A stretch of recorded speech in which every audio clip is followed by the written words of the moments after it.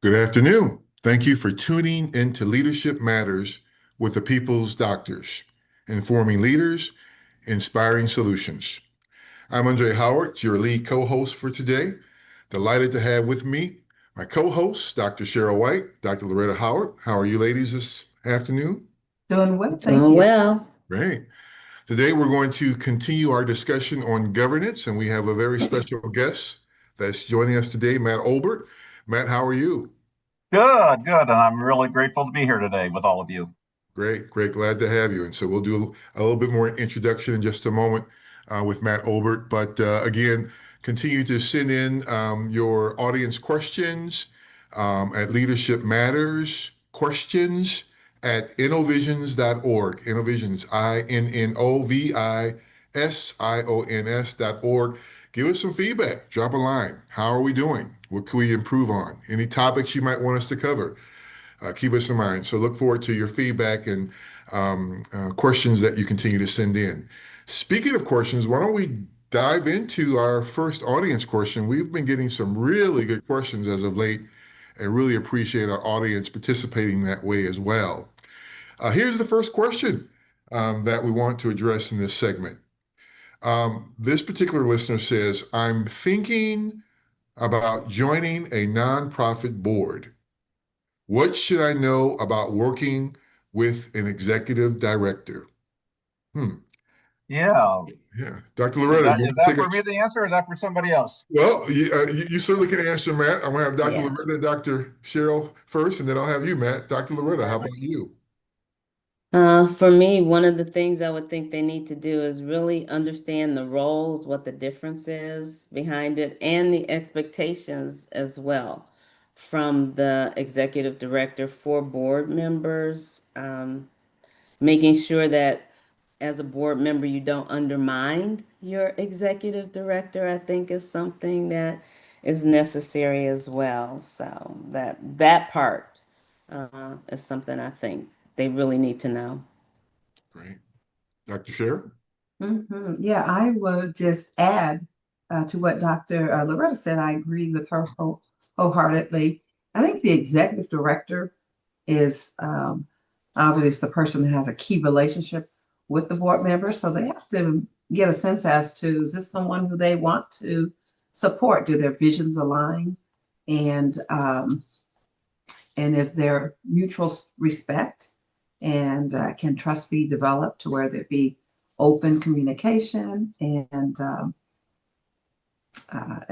is this again? I think it just kind of goes back to you got to get a sense of not only the organization, but the person who's leading the organization that the board member is going to be working with is that person. So, do I want to support this person? Do I have the synergy, energy with this person? And can I trust this person? Because they're going to be operating um, on, one might say, the board's delegated authority mission as they do what they need to do to take care of the public's interest. So, just my thoughts. Great. Absolutely. Mhm. And Matt, how about you? You want to chime in on that question? Well, sure. I would just keep it a brief and just because echo so many of the things that have already been said. But it really is just about, what's the relationship that you intend to have with that ED as a board member. And really, where do you see the mission fit in that? Do you see the individual that on that really living out the mission and being a part of that? And then are you bought into that mission yourself? And is that a good fit? Yeah, absolutely. And I would, there's not much for me to add. I would just say kudos to all of you who've responded to that. I think for me, again, simply know your lane, right? Understand the board hires, supports and evaluates the ED CEO, while the ED manages day-to-day operations. And again, both of you are partners in advancing the mission, but the ED is accountable to the board collectively and not to individual board members. And so I just remind folks to just kind of stay in your lane. I think it's worthy to want to join a board because we certainly do need good board members for our nonprofit organizations, but just to remind yourself, keeping your lane, keeping your lane. That's really what it's about. So great. Well, thank you for, again, that question. And thank you, folks, for answering that question too as well. Again, we've been on the topic of governance, right? Today it's really what's it really like to be hired by a nonprofit board, work under their ongoing oversight and evaluation. And in our conversation today, we thought we sit down with an experienced executive director to explore the unique dynamics of leading an organization while being accountable to a volunteer board. And Matt Obert, we're so glad to have you. Matt is the president and CEO of Chaddock, an internationally recognized leader in trauma and attachment-based services for children and families. And looking for him to share personal insights and really just to give us what's behind the scenes when it comes to understanding and managing that board CEO/ED relationship as part of that process. So again, Matt, welcome. Thank you so much. Yeah, definitely. Well, why don't we start out, Matt? Tell us a little bit more about yourself and what do you want the audience to know, and who are you, and what perspective do you bring to perhaps this? Well, thank you. It's hard to believe that I've been in the helping field and behavioral health field, whether it be child welfare or mental health in general, for over 35 years now. So it's hard to believe how time goes. But I've had the privilege for the last couple of years of serving now as the president and CEO of Chaddock, and you've already mentioned that. We are nationally recognized for our developmental trauma and attachment program, and we've been fortunate enough to be recognized by the California Evidence-Based Clearinghouse as being a true practice that is meaningful in changing children's lives. And so we're really excited about that opportunity. My background is I'm shaped by both being a licensed clinical social worker. So I've been on the front lines all the way up here now to the management role and, my educational background, but also have served in a variety of leadership roles. So always interested in organizational leadership and direction. And so at the end of the day, I kind of see leadership being relational, really focused on the relationships. It's about building trust and fostering safety and creating environments where people and organizations can thrive. And decision making has to be a big part of that, and I find myself there. So it really felt like leadership is, I guess my view is that leadership is not about being in charge; it's about being entrusted to serve.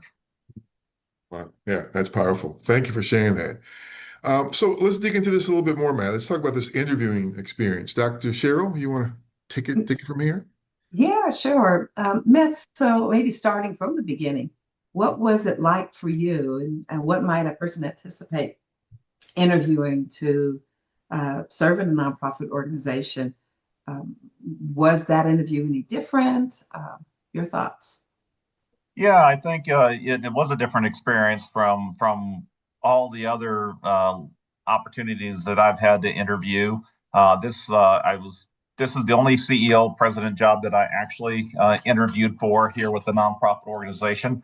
All my other interviews started off with usually with the person that's going to be your boss, Mm. and really more of a one person interview. Maybe another team member or two was a part of that, but those individuals were looking for your skill set and what your resume might be. And I found with the board, it was really less about what skills I could be bringing to the table. I think they figured that if I was at this point already of interviewing for the position, I had skills, but they're really wanting to see, could I embody the mission? And could I really lead an organization that's focused on relationships? And it really, I think during that interview process, really required me to listen more, be a little bit more patient, and be a little more humble, and really try to understand the culture and the focus of the organization. Thank you, Matt. Great. Matt, were there any questions that just you weren't expecting them or anything that kind of threw you when you went through that interview process? That's a good question, and if I think about it, there's probably a couple different ones that maybe came, and I think one that maybe stuck out more was how would I handle failure? And not only organizationally but personally. And again, so I think again, that was, getting beyond technical skill. I think they were trying to test or at least explore how resilient my character might be, and what kind of resilient leader I might be. And another question was, um, Chaddock happens to be associated with a faith-based background. And I think it's really important to the board to maybe honor that faith base, but also making sure that I could be the leader that could respect diversity and inclusion, and that was important to the organization. And that again, those types of questions I think go beyond just that what's on your resume to who you are as a person, who you are as a leader. Really exploring my ability to pivot if things went wrong, and really, I think trying to get at how are you going to manage the culture and not just simply guide the strategy. And so that was kind of a different experience. It wasn't all about just outcomes and skill sets. Absolutely. All right, great. Thank you. Yeah. Matt, were you taken aback by some of the questions asked by the board when you came on? Yeah, again, again, it was easy to answer. Okay, what's my experience? What's my Right. background? What skill sets do I have? Yeah. But when it kind of got down to who am I as a person, and where do I see myself fitting in within the culture and the community, it did cause me to stop and reflect Yeah. and make sure. And it was quite honestly, it gave me a chance to watch their responses to my answers, to see who they were as people. Absolutely. Absolutely. Yeah, that's great, man. Thank you. So getting deeper into this, so you got the job. Now you're about to build the relationship. In those first few months, Matt, how did you establish credibility with the board members who needed to understand or who may not have understood your day-to-day work? How did that take place? Well, I can tell you, I was nervous at first, Yeah. in this, and part of the reason why I was so nervous is I was being hired into a role in which the previous CEO, I would say, was kind of an unplanned exit. Hmm. The previous CEO was really well respected, highly valued, seen as perhaps one of the best in the business. But because of health issues, suddenly was no longer able to be in the role of CEO and president, which created the vacancy. So for me, it was how do I establish myself and not, walk in the shadows of this legend there. And so for me, it was really about building credibility brick by brick, and doing that through honesty and consistency, and constantly focusing back on the mission, the why, more than just the what and the how, and really trying to make sure that the board knew that I was going to be open with them, and keep a channel of communication going. And I still think 2 years into it, I'm still building on those bricks. Yeah. Absolutely. Great. Mhm. Yeah, I mean, I think that so much of what you've said, just from the top, from embodying the mission, they're looking to see how you're going to embody the mission and managing the culture, not just the strategies, the honesty, the consistency, the focusing on the why. All that has just been really a great perspective to hear. Wondering what your biggest surprise was in working with the volunteer board once you were actually started in the job. Dr. Dre, I know you're leading us this segment. Shall we move into that, or do you want us to put a comma there and come back after the Sure. Let's break? give Matt an opportunity to kind of maybe think about that question as we dig deeper into the relationship aspect of the ED and the board. So let's take a short break, and when we return, Matt's going to share a little bit more about the relationship building process with the board. Please stay tuned, and we'll be right back with more on Leadership Matters with the People's Doctors, informing leaders, inspiring solutions.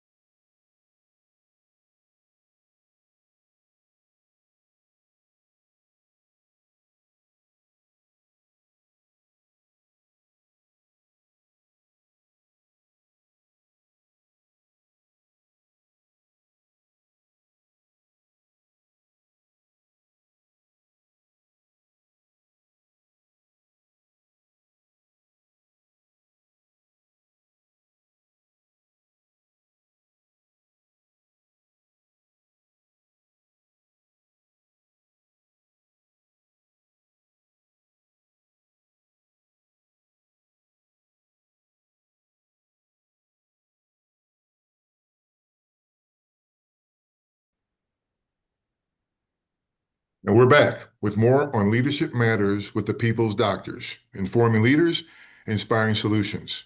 We're just about to dig into a bit more around the relationship building. So, Dr. Sherry, you want to take us to the next phase Yeah, here? absolutely. So Matt, in starting the job after you got on the job, as I was saying before the break, what were there any big surprises, or what was your biggest surprise? Yeah, I think if as I reflected on that during the break and things, I think the thing I would say is how much each of the board members actually care. I think in some ways, I've known a lot about boards over the years and things, and really feel like, well, maybe the board's doing it more because their companies ask them to, be out involved in the community and that they're doing it for maybe some prestige. But with my board, I really found that they really do care and they really do see the value that this nonprofit brings to the community and how we're better because of it and they don't want it to fail. And so, but I also realized that not everybody comes to the table understanding how nonprofits operate, and especially when it comes to the finances of nonprofit. And sometimes our nonprofit finances are quite confusing and don't make a lot of sense to the person that is used to doing corporate finances. And so having to spend some time to educate, that's not necessarily a bad thing, but recognizing that they are volunteers and that it does take some time to educate about exactly how things go in the nonprofit world compared to what maybe they're used to. Yeah, I wonder if we can double click and say, how did you meet that challenge? Yeah, so I appreciate that. Absolutely. Really, what it was is it is just set down when you see somebody struggling. Not being able to be afraid to say that the meeting's not the only time I interact with a board member. That you do have to reach out in between board meetings. You have to make sure you're providing opportunities for learning, whether that be through a newsletter in between board meetings or just going out for a cup of coffee and talking and explaining where are we at and allowing and creating a culture where it's okay to ask questions and invite that engagement and those questions from the board members. Thank you. Great. It sounds like the building those relationships is really crucial between the ED and the board of directors. So I appreciate everything that you're telling us. I'm going to switch just a little bit because with every position you have, there's an accountability factor. So when you received your performance review, your first performance review, how was it? How did that go as the Yeah. ED? Well, thank you for that question, Dr. Loretta. It's kind of funny because I think some people think that when you get appointed president or CEO of the organization, that you no longer have to report to anybody or have any accountability measures, and that's just not true. You absolutely do, and in many cases, obviously, you're answering more than one person in the process, and so I found it to be kind of both humbling and affirming. You know, it was a little different because the folks doing the review aren't individuals who overseeing what I'm doing exactly every day to day. They get to see glimpses of my skill set and my teams and what's happening here during board meetings and maybe some in between activities. So they don't really get to see that day to day performance, and so a lot of it is built on trust again, and their sense of culture.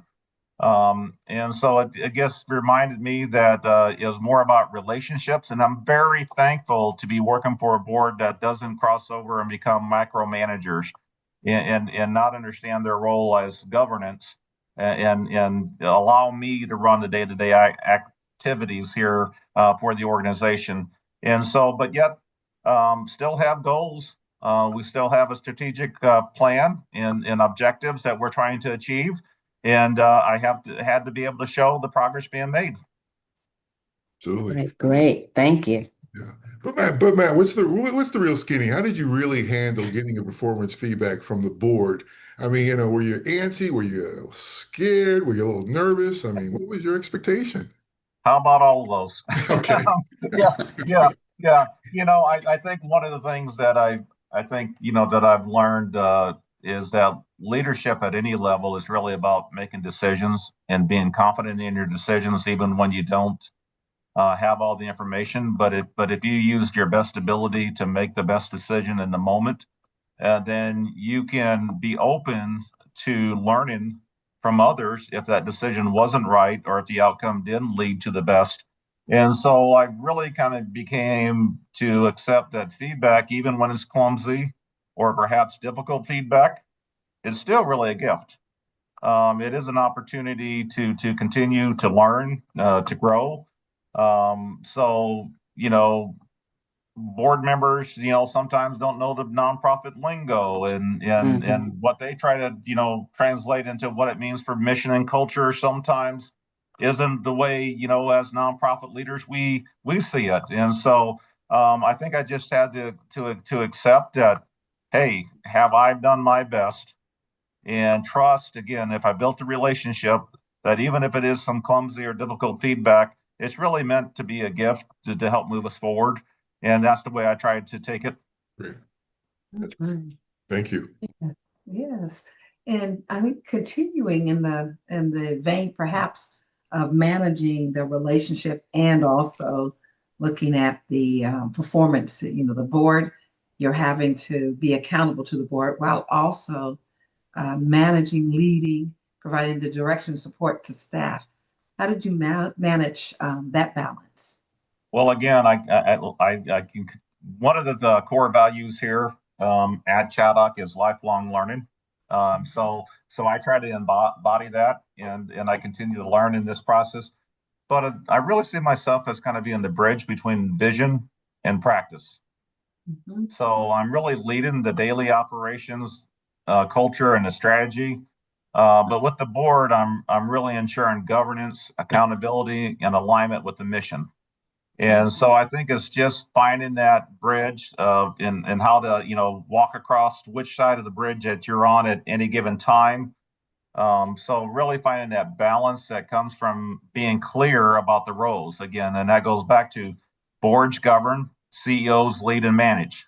So my Mhm. job is to respect those boundaries while making sure both groups feel protected and valued and also know what their role is within that relationship.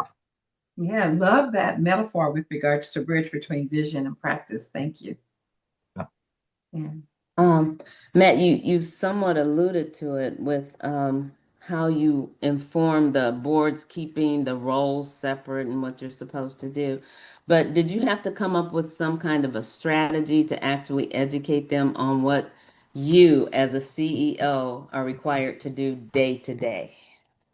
So one of the things that I do for all new board members that come on is hold an orientation with them, and that's where I invite them to come in before they ever step a foot in the boardroom to meet to make sure they understand the mission of the organization, that they learn a little bit about my leadership style, and we also go over the principles of effective governance and I it's hard, but I make sure at each of those orientations that I clearly set the boundary up front that as a CEO, you're entrusting me to lead and guide the day-to-day important work of the organizations, but I am counting on you to be there to make sure that we are doing it the right way and that we are going to be here for the long term. And so we tour the facility. We get a chance to go out and see some of the individuals that we're serving because I think they have to have a connection to the real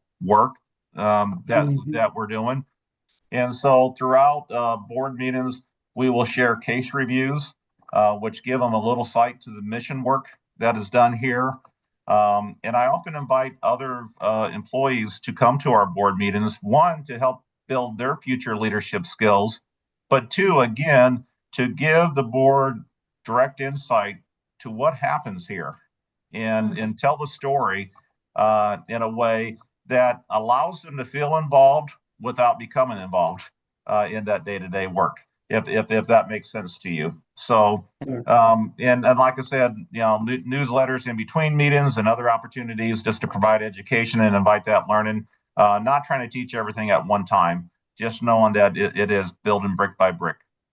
Okay, great. Thank you. I like the fact that you said you invite employees to come to those meetings too, Mm-hmm. because it gives them an opportunity to look at leadership and make some decisions if that's a role they want to have or if they want to stay where they are. So thank Yeah, you for well, sharing that. that's really one of the most important things that I think I can do as a leader is build the next generation of leaders. Mm-hmm. And to do that Absolutely. is given those opportunities to individuals here that want to step up and show that they want to move our mission forward. So, Great opportunity. Thank you. man, I want to get this in. You've got a soon-to-be published work titled Beyond Trauma Care, Combining the Science of Healing within the Power of Relationships. What's the essence of this soon-to-be published work, and what does it have to do with governance? Yeah. So I appreciate that. So I think at the beginning of the show, we talked about that Chaddock is known for our developmental trauma and attachment program. And we really say that a lot of organizations out there do trauma work, and that's great. Many organizations do one-time training or just one-time introduction, and suddenly they're trauma informed. We say no, you got to understand the science, and then we beyond trauma, we integrate attachment and relationships. So everything we do here at Chaddock is really about the essence of relationship. Healing happens through relationships, and so that same principles that we apply to healing children also go to building effective boards. Creating environments for safety, for competence, for confidence, for regulation. All those things that we teach in our treatment model are really core and central because boards need to have that safety net feeling to ask tough questions. They need connections to build trust. They need confidence to govern effectively. And so that should happen in that relationship. It's not just about budgets and compliance, although that may be their number one priority, but it's more than that. So the essence of the book is really that true healing requires both understanding the science and the power of relationships and bringing that together. And that happens whether it's with the treatment with the children and families we serve, or if it is, again, in the moment of governance between the board member and the CEO. Wow. Wow. Powerful, powerful. I can't wait to that book. That's going to be a great book. So I'm certainly going to share that broad and wide. So appreciate Well, that, thank man. you. Absolutely. Hey, we're going to take a short break. When we return, Matt's going to give us some practical insight in terms of the board ED relationship and what really is behind the curtains on that. So please stay tuned, and we'll be right back with more Leadership Matters with the People's Doctors, informing leaders, inspiring solutions.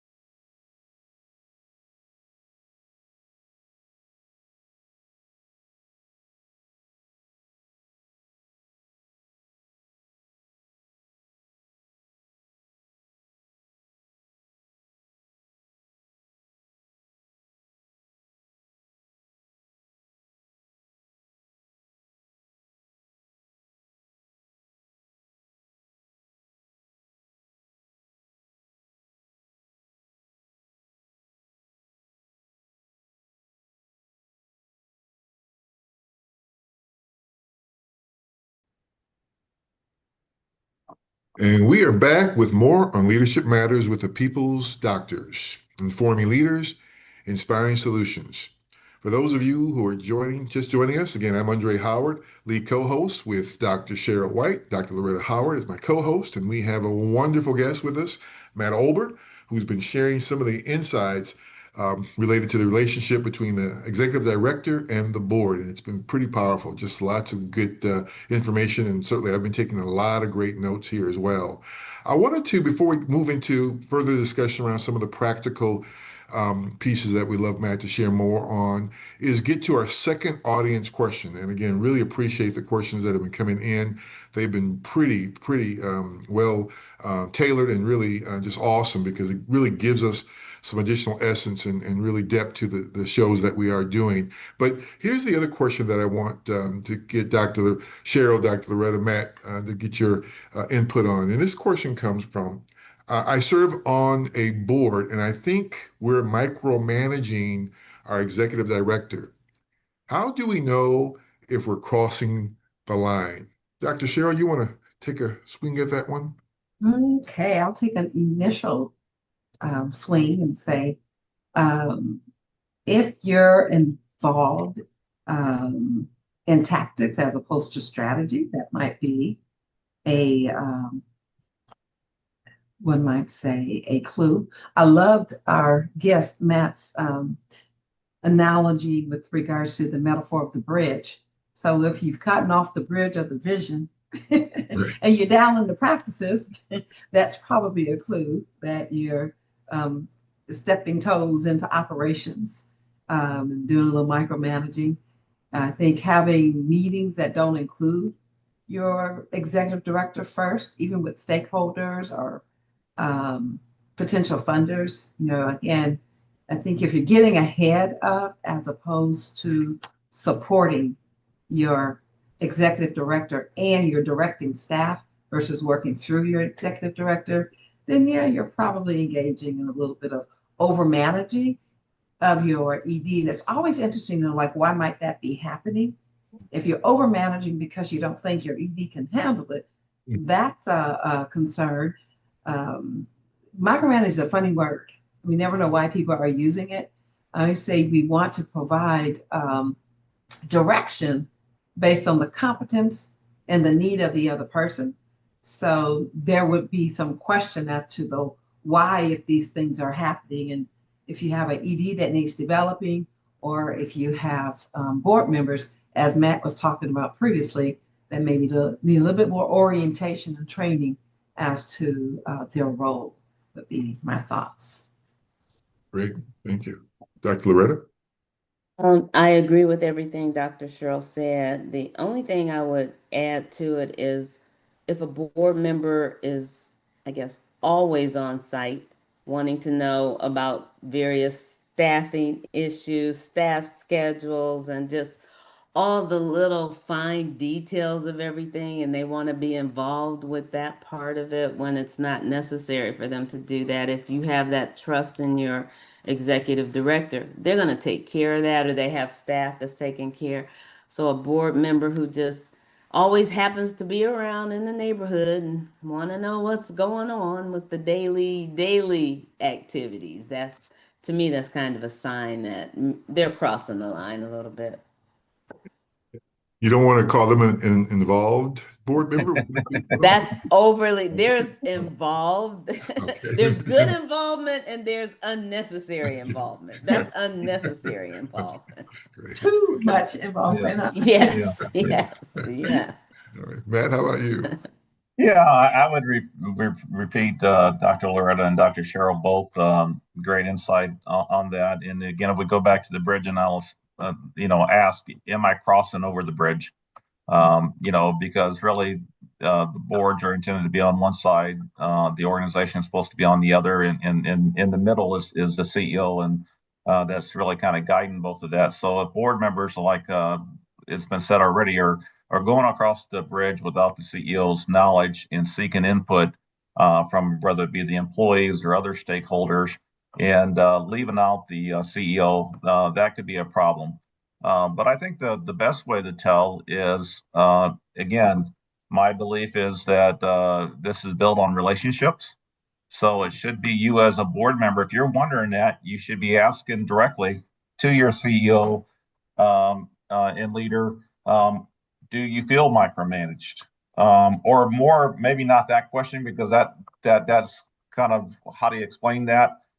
But maybe asking the question, has there been a decision that you have not been able to make confidently because of the fear of how the board would respond?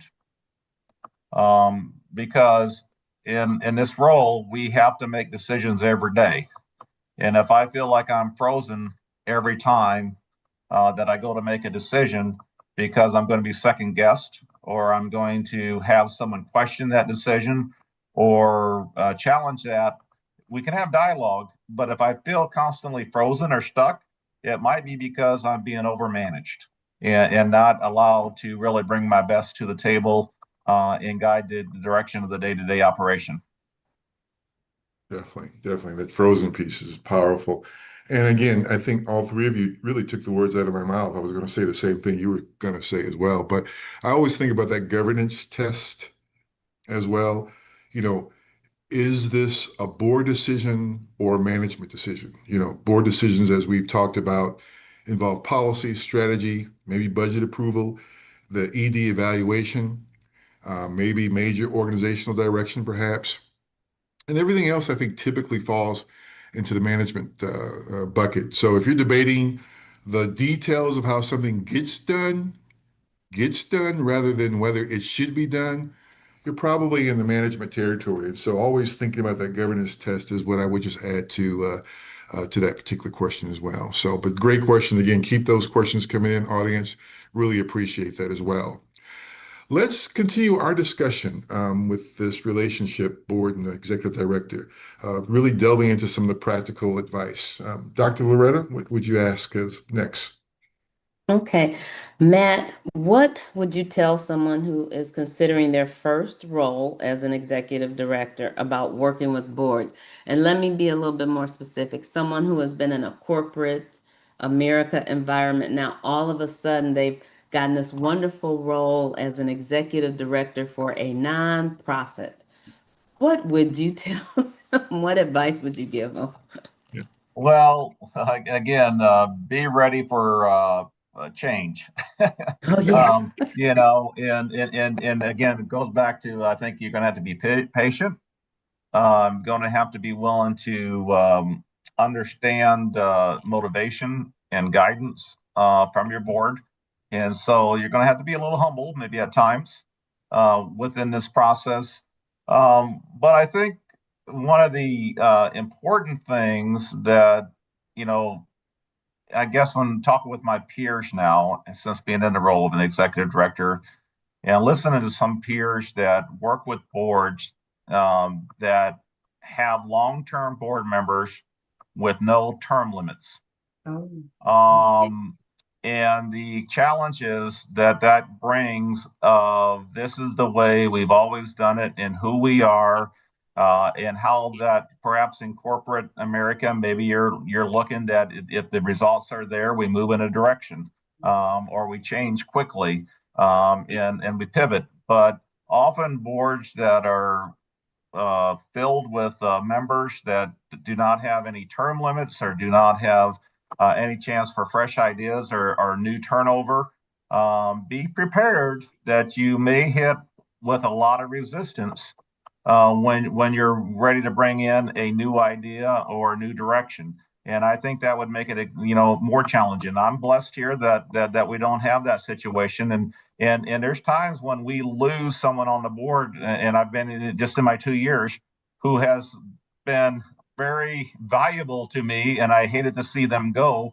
But I also know that it's probably best for the organization's overall health that we allow that. So I think if I had to do it again, that would be one of the questions I would ask when being interviewed for a position is, can you tell me about your board structure?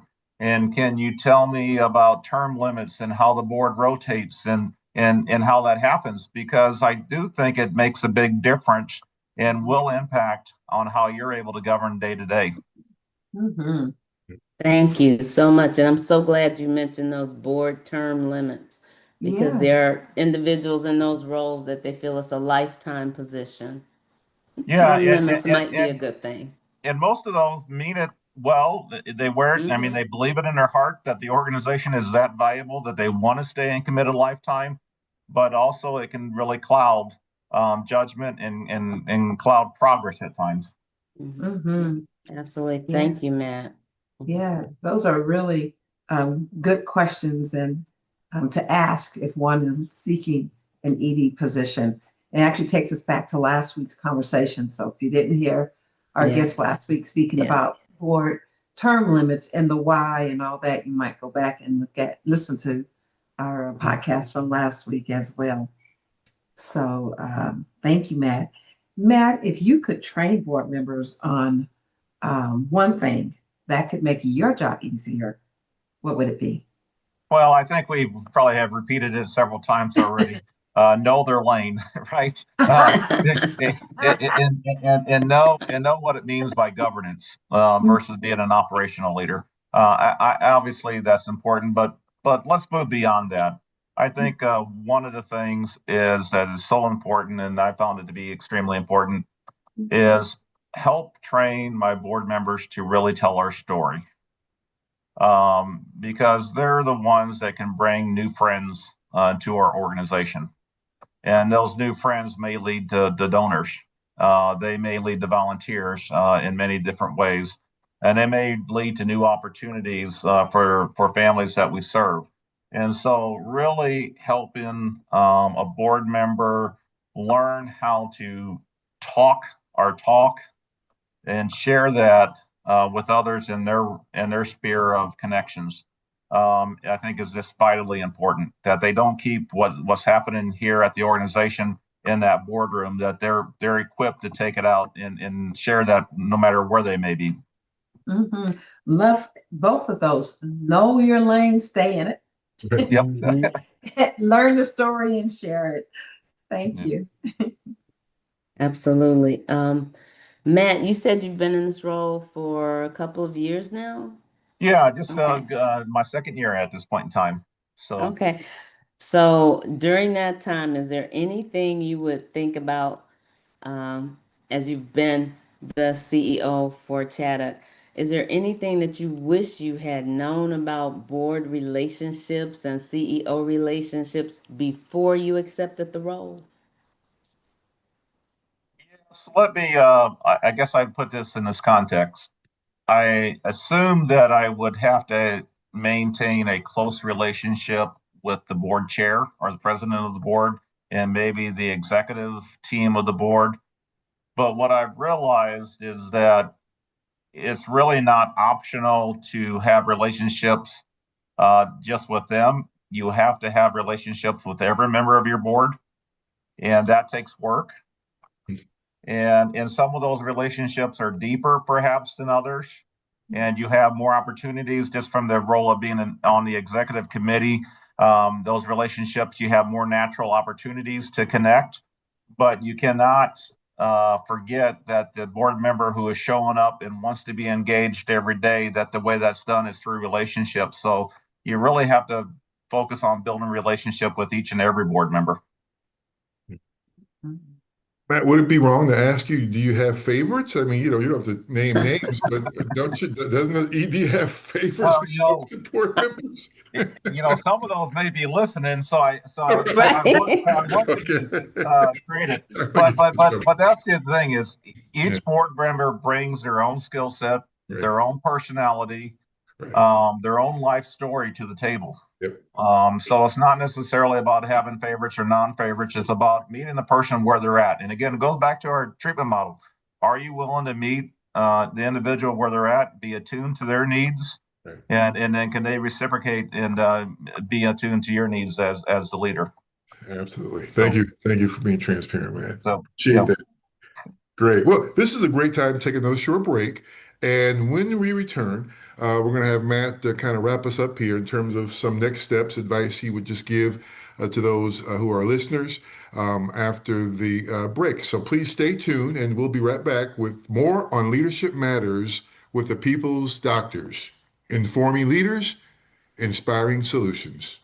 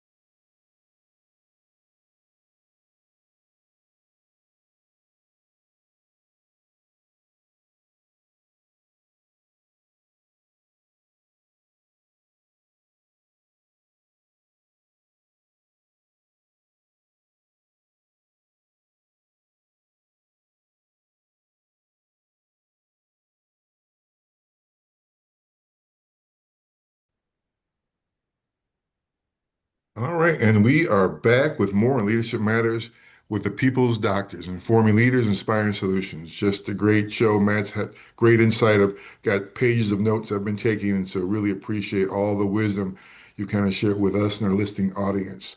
For those, again, who are just joining us, I'm Andre Howard, lead co-host for today's show with my co-hosts, Dr. Cheryl White, Dr. Loretta Howard, and we have Matt Obert, who has joined us and just have been phenomenal in terms of the information being shared as part of that process. So, Dr. Cheryl, why don't we get into our wrap-up phase here and kind of close this up here?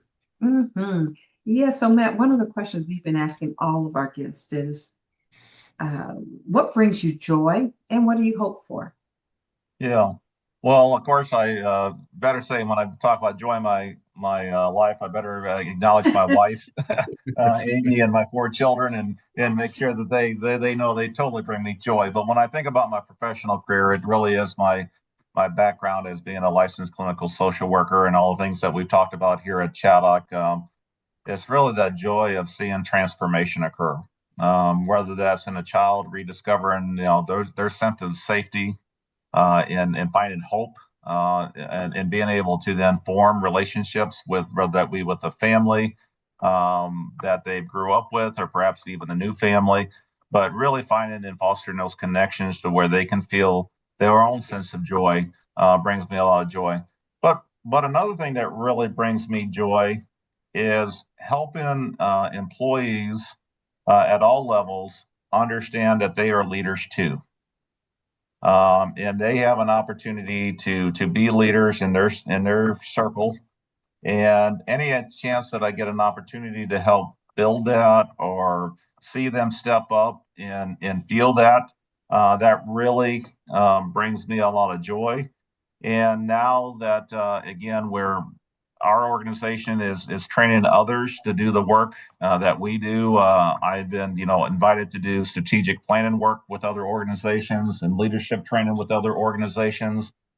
And that's been really important to me because it's really helping others become that lighthouse and that beacon on the hill. And it does, bring me some satisfaction with my own faith background in what I believe is important. And so when leaders recognize leaders, and I see those leaders at all levels be the best that they can be, that those are some real joyful moments. Wonderful. Thank you, Matt, for sharing. Yeah, definitely. Matt, I mean, as we kind of close up, I mean, that joy, how long does that joy last though for an ED? I mean, you've got again, this complicated relationship with the board. You've got people you're trying to manage within your own organization. And I love the joy. I mean, I can continue to promote joy. I love joy. Trust me, I love joy. I love it. Right. But there's a limit. I mean, let's be real. I mean, come on. I mean, what's that joy? How do you continue that joy as an executive director, as a leader of the Yeah, organization? not every day is your best day, right? Yeah. But every day is a day that you can choose to find some joy within.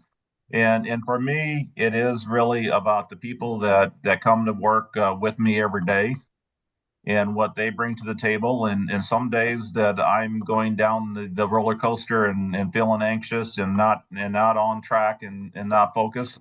That's where I feel that, I've had other leaders within the organization that are stepping up that day and reminded me of why we're here and what we have to do. And the day I get an angry parent that calls and says, you failed us, that's not a joyful moment. But have to remember the stories of the successes we have had, and still have to say, okay, we're not going to give up. We're going to try to move forward, and and just staying focused on the mission. But no, every day isn't all laughs.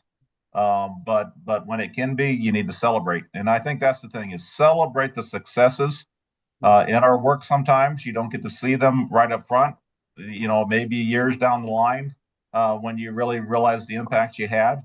So you gotta, when you do see a success, you have to be willing to celebrate it because the negatives can bring you down. And let's be honest, the job's not stress free.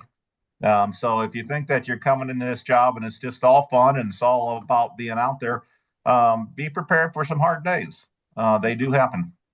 Absolutely. Yeah. Thank you for being transparent about that, man. Excellent. So what are some final thoughts? Let me start with Dr. Loretta, Dr. Cheryl, and you, Matt. What are final thoughts about today's show? What do you take away from today's show? Well, Well, again, start. Go ahead, Dr. Cheryl. Go start, Dr. Leonard. Why don't you guys start and I'll finish?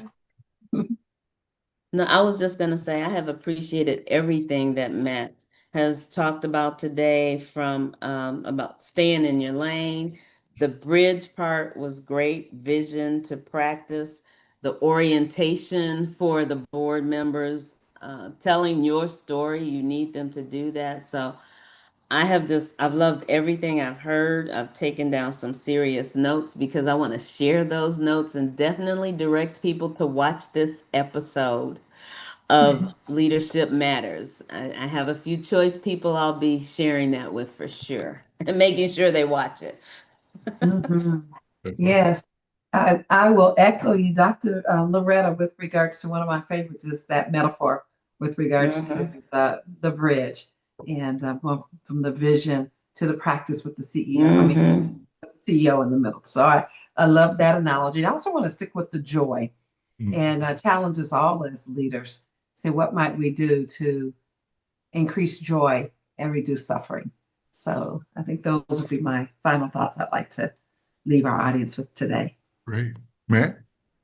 Yeah, I think my thought is I know I've said it several times and I'll keep repeating it that it's about relationships, um, and the way we uh, form relationships, the way we maintain relationships, and the way we increase our relationships with others. And so, if we keep that and remember that when it's done right, we're more than an organization that just meets a budget or cause, but we're really giving hope to individuals and the people we serve.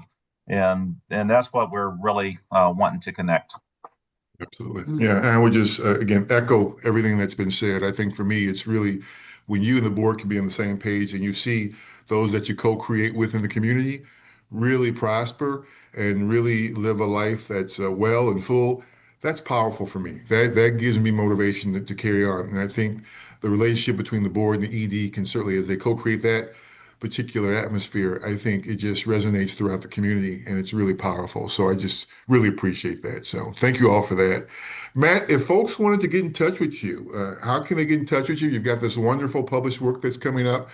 How can folks stay engaged? Yeah, so I kind of laughed because in addition to the Beyond Trauma Care book, we have one of our employees that is also releasing on behalf of Chaddock a book about rebooting childhood, which talks about putting down your phone and putting down the screen and how do you find time to balance human interaction with the use of technology. But the way I'm going to tell everybody to get a hold of me is go on to your technology. And so you can visit us at www.chaddock.org.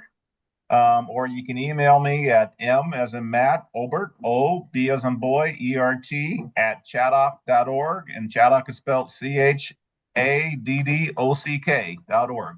So M Obert at chaddock.org, or just visit us on our website. Excellent. Thank you, Matt. And again, it's just been a wonderful joy to have you on the show as well. Folks, Matt Obert, President and CEO of Chaddock. I want to just thank him again for just being with us today. I want to thank my co-host as well with me on this show. It's been a really, really great show. I'm going to go back because I couldn't get all the notes written down, so I want to go back and listen and certainly jot some more notes down as well. So I want to thank everyone for just being with us as part of this process. So join us every Wednesday, 2 p.m. Pacific. Download us on our podcast at your convenience on demand. This has been great. Continue to send in those questions. Give us some feedback about how you think the show is going, questions you might want to ask, topics you might want us to focus in on. We love to have that feedback as well. That's at Leadership Matters Questions at innovisions.org. And again, join us every Wednesday at 2 p.m. Pacific. So until our paths cross again, keep making the change only you can make as leaders. Until next time, it's been great. Leadership Matters with the People's Doctors, informing leaders and inspiring solutions.